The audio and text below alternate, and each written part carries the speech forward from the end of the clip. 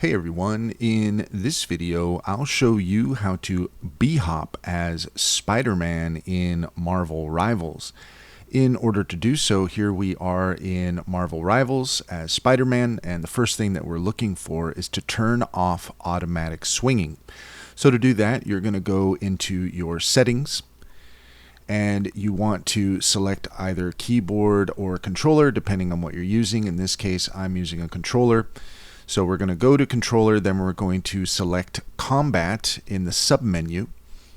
And then from here, you're looking to scroll down until you see here where it says automatic swing, and that is now disabled. So this is enabled and this is disabled, and so we have automatic swing turn off.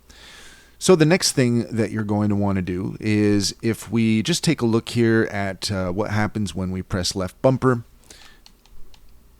So let's just try that again here so you can see what happens. So in this case, when you press left bumper and then you try to jump, when you get to the landing point, you're just going to kind of do a little bit of a flip, and then you're going to kind of continue on your way. But what we want to do is we want to maintain our momentum.